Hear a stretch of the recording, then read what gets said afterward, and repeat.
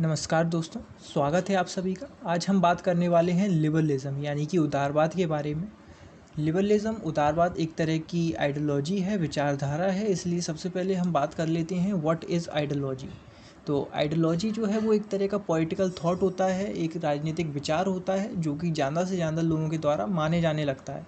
या मान लीजिए जैसे कि आपका कोई राजनीतिक विचार है, यदि वो ज़्यादा से ज़्यादा लोगों के द्वारा माने जाने लगा है, लोगों का आपके राजनीतिक विचार में विश्वास बढ़ने लगा है, तो आपका विचार जो है वो एक तरह का विचारधारा में परिवर्तित हो चुका है, यानी कि वो एक आइडियोलॉजी बन चुका है। तो ये अब हम बात करते हैं लिबरलिज़म यानी कि उदारवाद। तो उदारवाद का यदि हम बेस समझने की कोशिश करें तो उदारवादी यही चाहते हैं कि सभी लोगों का जो है स्टार्टिंग पॉइंट सेम हो। यानी कि उदाहरण के तौर पे यदि कोई रेस हो रही है तो वो चाहते हैं कि सभी लोग एक पॉइंट से, एक लाइन से दौड़ना स्टार्ट करें। उस रेस में कोई पहले से आगे ना हो, कोई पहले से बहुत पीछे ना हो। उस समय समाज में बहुत असमानताएँ थीं, तो लोग जैसे कि ज़मींदार जो है उस समय समाज में बहुत आगे थे, तो मान लीजिए वो दौड़ में बहुत आगे हैं। उस समय समाज में मोनार्की थी, तो राजा से जो संबंधित लोग हैं वो दौड़ में बहुत आगे थे, और जो आम जनता के लोग लोग हैं वो दौड़ में बहुत ज़्यादा पीछे थे। तो वो लिबरल्स चाहते हैं कि वो एक स्टार्टिंग पॉइंट हो, सभी लोगों की लाइफ का स्टार्टिंग पॉइंट सेम होना चाहिए, कोई पहले से एडवांटेज में ना हो। आगे इसमें हम देखें तो लिबरलिज़म जो है वो ओल्डेस्ट आइडियोलॉजी है, या फिर कह लीजिए कि सबसे पहली विचारधारा है। उस समय उदारवादी अक्सर उन लोगों को कहा जाता था जो कि स्वभाव से दयालु हुआ करते थे। इसकी शुरुआत जो है 17वीं सेंचुरी से मानी जाती है, और उस वक्त समाज में जो है फ्यूडलिज़म, सामंतवाद था। यानी कि हमने अभी बात की कि उस समय समाज पर पूर्ण रूप से ज़मींदारों का अधिकार था। वो राजा से जो चाहे मनवा लिया करते थे, और आम जनता की इसमें कोई भी भागीदारी नहीं हुआ करती थी। तो इस तरह का उस वक्त समाज था जिसमें कि कई तरह की डिस्क्रिमिनेशन थी।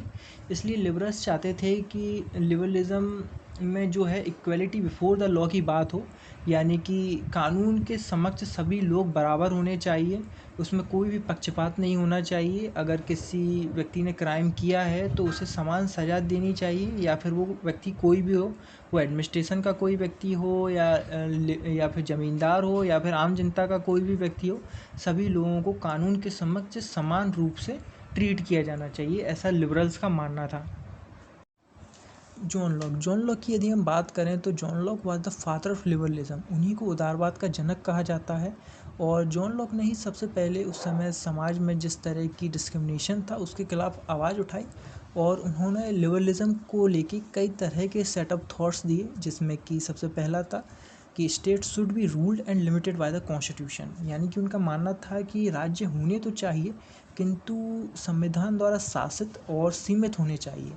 यानी कि वो कहना चाहते हैं कि इंडिविजुअल की लाइफ में स्टेट का ज़्यादा इंटरफेरेंस नहीं होना चाहिए, स्टेट जो है कंट्रोल्ड होनी चाहिए कॉन्स्टिट्यूशन से।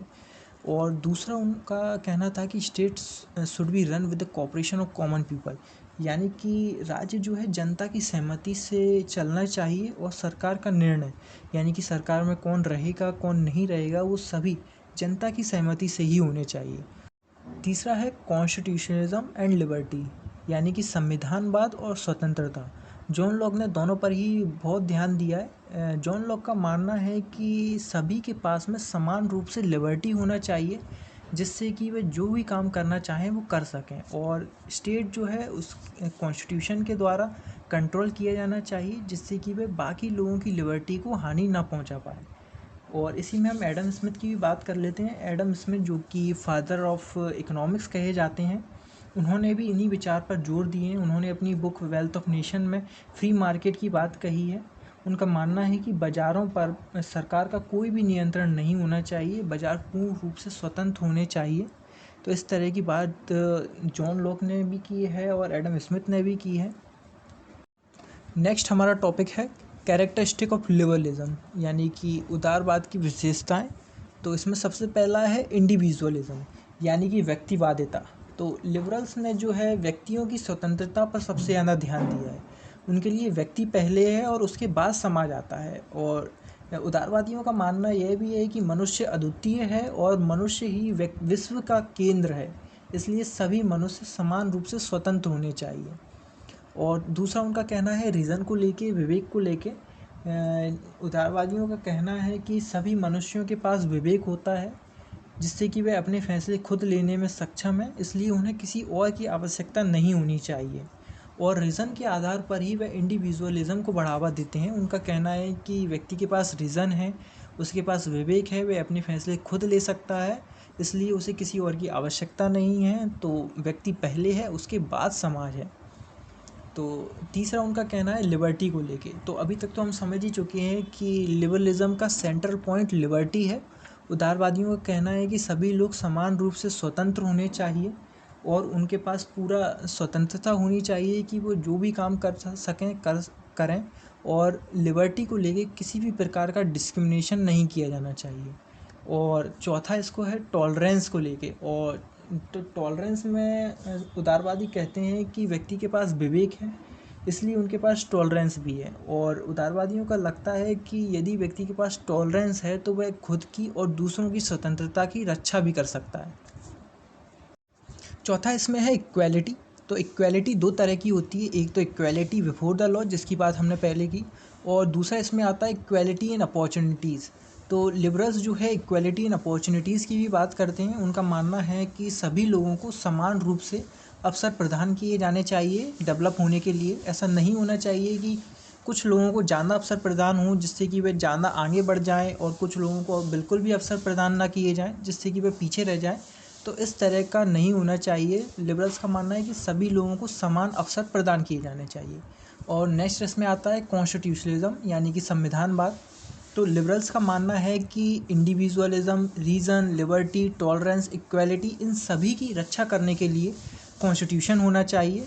और हम जानते हैं कि स्टेट जो कि जिसके पास अनलिमिटेड पावर है उसको कंट्रोल करने के लिए कॉन्स्टिट्यूशन होना चाहिए जिससे कि वह मनमानी ना कर सके।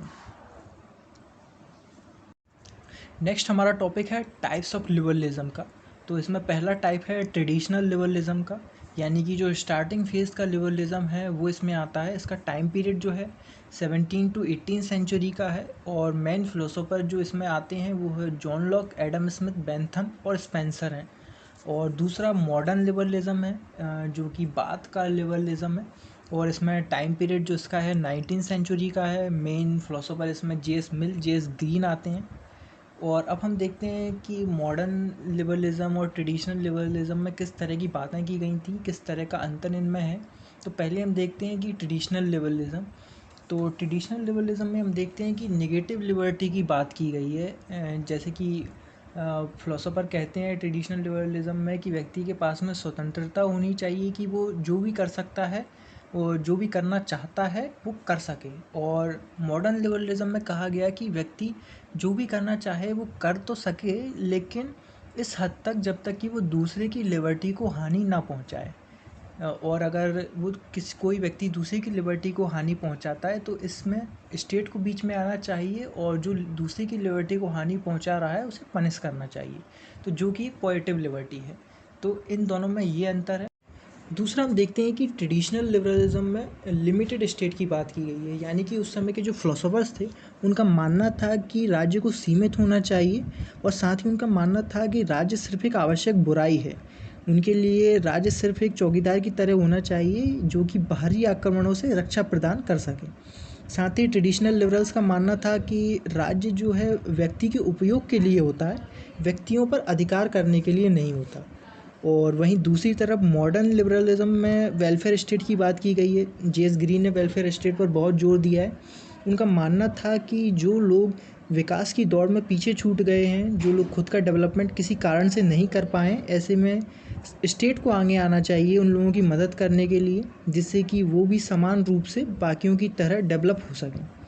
और नेक्स्ट इसमें ट्रेडिशनल लिबरलिज्म में हम देखते हैं कि इकोनॉमिक लिबरलिज्म की बात की गई है। इसमें सबसे मुख्य है एडम स्मिथ के थॉट जो कि हमने पहले भी देखे। एडम स्मिथ ने लेजर फेयर यानी कि फ्री मार्केट की बात कही थी और उस समय के जितने भी फिलोसोफर्स थे उनका यही मानना था कि राज्य का आर्थिक मामलों पर कोई भी नियंत्रण नहीं होना चाहिए। वे सभी बाजार आधारित अर्थव्यवस्था की बात भी करते थे, इसलिए वो चाहते थे कि आर्थिक स्वतंत्रता होनी चाहिए, बाजार पूर्ण तरह से मुक्त होने चाहिए सरकार के कंट्रोल से। दूसरा हम मॉडर्न लिबरलिज्म में देखते हैं कि मैनेजियल इकोनॉमिक्स की बात कही गई है। इसमें प्रोफेसर कीन्च के थॉट्स मेन है। उनका मानना था कि मार्केट को गवर्नमेंट के द्वारा कंट्रोल किया जाना चाहिए। जब भी कोई इकोनॉमिक प्रॉब्लम आती है, जैसे कि अनएम्प्लॉयमेंट हो गई, पॉवर्टी हो गई, तो ऐसे में सरकार को आगे आना चाहिए, इन समस्याओं के समाधान करना चाहिए। तो मेन डिफरेंस ट्रेडिशनल लिबरलिज्म और मॉडर्न लिबरलिज्म में यही है कि ट्रेडिशनल लिबरल्स मानते हैं कि सरकार का कोई भी नियंत्रण व्यक्ति की इंडिविजुअल की लाइफ में नहीं होना चाहिए। व्यक्ति पूरी तरह से स्वतंत्र होना चाहिए, वो जो भी काम करना चाहे वो कर सके। और मॉडर्न लिबरल्स का ये मानना था कि सरकार का थोड़ा बहुत कंट्रोल तो इंडिविजुअल की लाइफ में होना चाहिए, जिससे कि वो चीज़ें सुचारू रूप से चल सकें। तो यही इसका मेन डिफरेंस है। तो ये था आज का हमारा वीडियो। कैसा लगा हमें कमेंट सेक्शन में बताएं। और ये इस सीरीज़ में हम पॉलिटिकल आइडियोलॉजीज़ पढ़ रहे हैं। अभी हमने लिबरलिज्म पढ़ा आज, इसके बाद हम कैपिटलिज्म पढ़ेंगे। उसके बाद हम जानेंगे कि किस तरह से सोशलिज्म आया, फिर उसके बाद कैसे कम्युनिज़्म आया। तो प्लीज़